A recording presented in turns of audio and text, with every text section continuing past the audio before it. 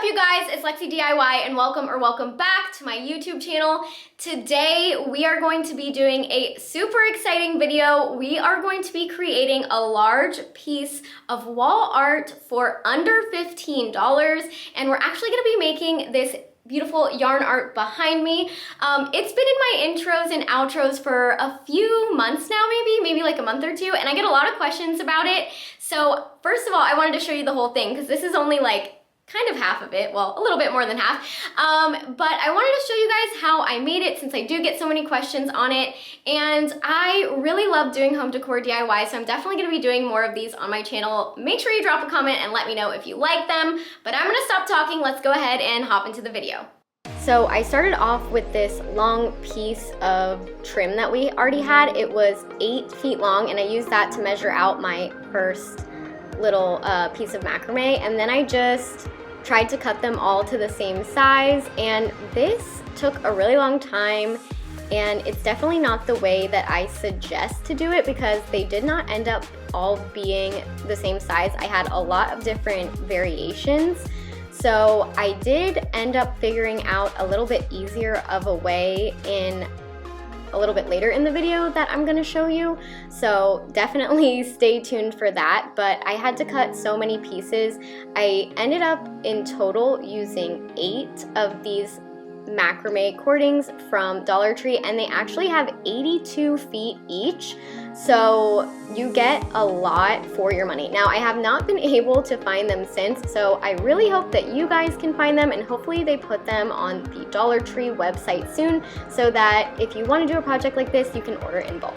Okay, so I laid those all out, and although I don't want it to go all the way across, I want it to go about like a third of the way, and I need to cut more, but I frankly do not. That took forever to cut those, so I'm gonna try a different technique here. This is the other 4-foot piece that I had left over. So what I'm gonna do is just tape this to the top and basically wrap it around and then like cut it all as one big piece. I think that might work out for me. I don't really know. I guess we're gonna find out, huh? This way was for sure the faster method. I did have a little bit of trouble cutting the macrame off. My scissors were very dull, and I did try to use my utility knife, but again, it was just very dull, so it didn't work super easily. But it was a lot faster than doing it the first way, and it was a lot more accurate. Once I was done with that, I went ahead and set up some plastic so that I could dip dye in my office and not get it everywhere. Basically, I set this up. This is from my wedding. I DIY'd this. I'm pretty sure I have a video on it. If I do, I'll link it here.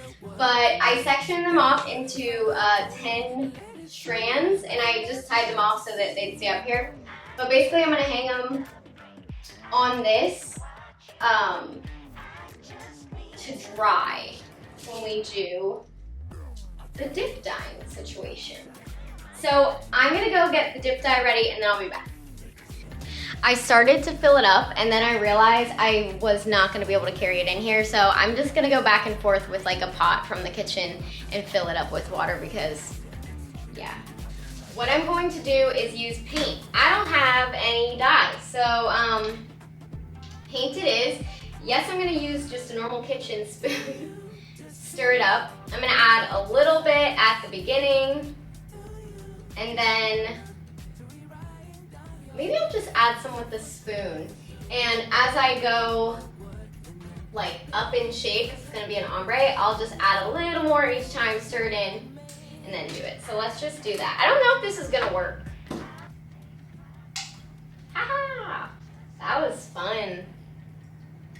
You wanna make sure that you stir it up really good so that none of the paint is at the bottom, but you could also totally use some tie-dye for this and it would work just as well. Make sure to wear gloves because it is a super messy process. And basically I just took them out and started to dip them in.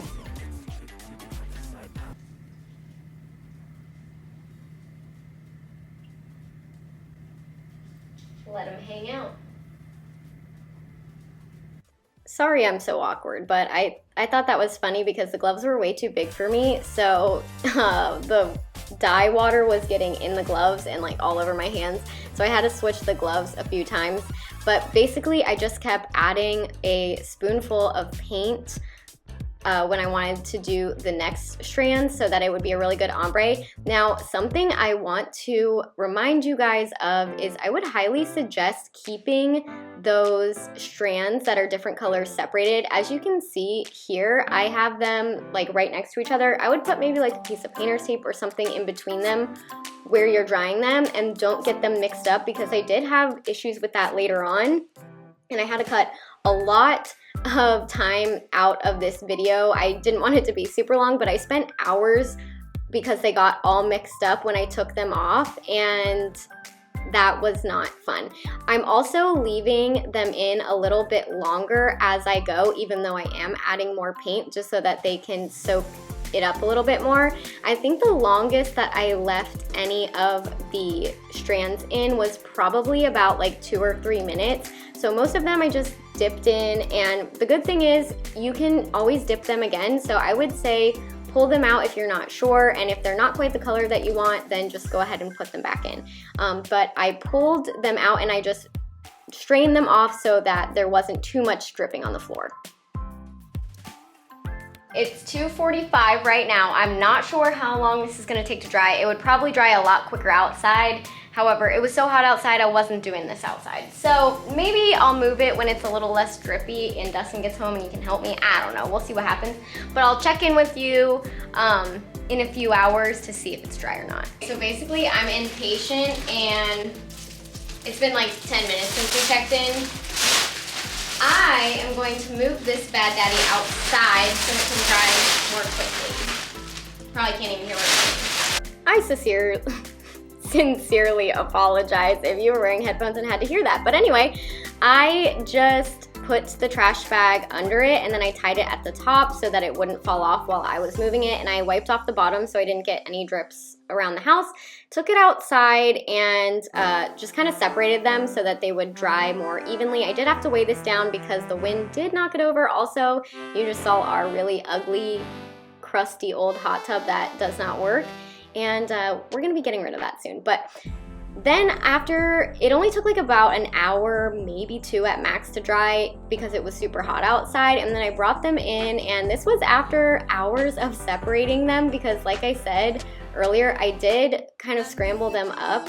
And since they were like so close in color with the ombre, it was really difficult to decipher some of the shades that needed to be next to each other. So it's probably not perfect. Like I said, make sure that you keep them separated as you go, or you could all do it just like randomly. That's whatever you feel, whatever floats your goat, you know what I'm saying? Yes, I said goat, not boat. Anyway, after I was done with that, I just started to hot glue them down. Now, again, this was pretty time consuming, but really easy, kind of therapeutic. At this point, I was just happy to have them all sorted. You don't want to hot glue them too close to the top because then you will see it when you hang it up. So just make sure you leave a little bit of space.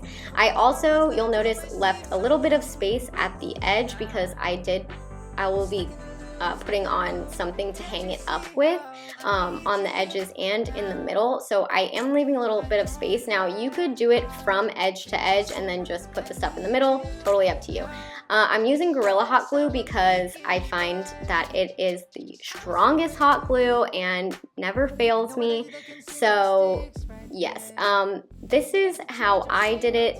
There may be an easier, more quick process, like if you glued a couple at a time, but I was just really focused on keeping them straight so that when I hung it up, it would hang evenly. Also, you guys may notice that my audio sounds a little bit different today. I am trying out a new mic because I know that there has been some differences between my voiceover audio and my intros and outros. So please let me know how it sounds, because when I'm editing, it literally all sounds the same.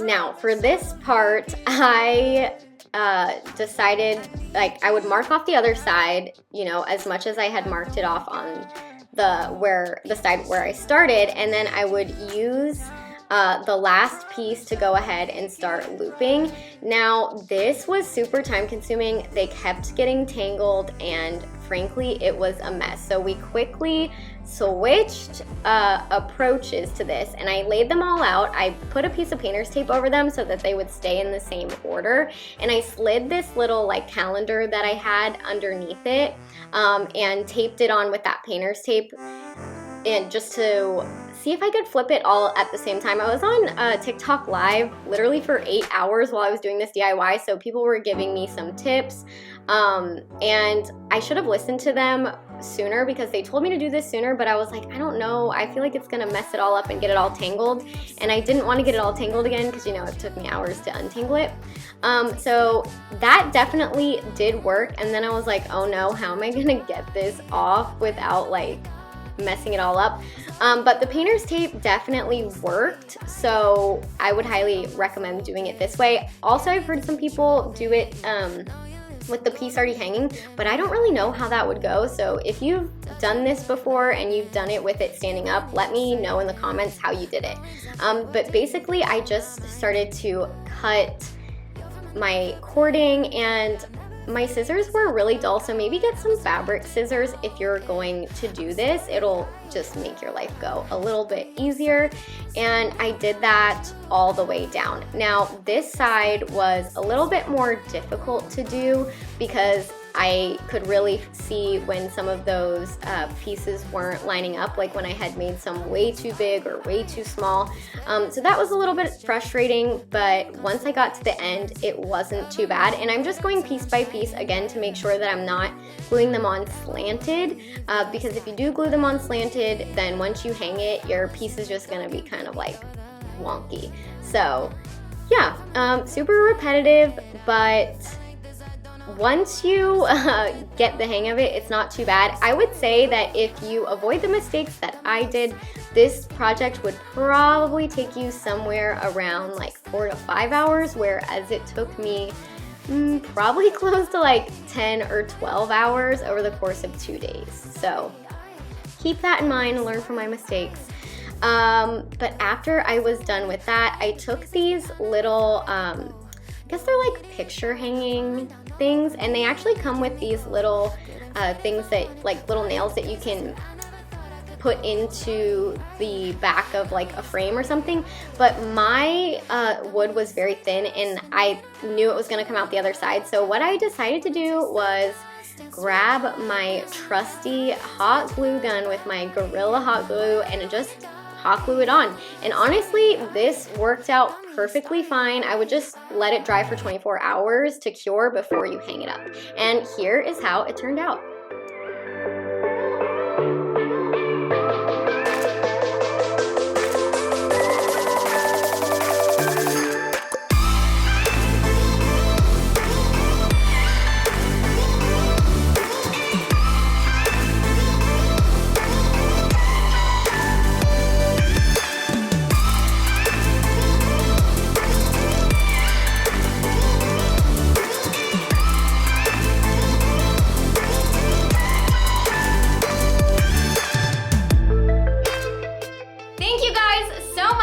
All the way to the end of this video.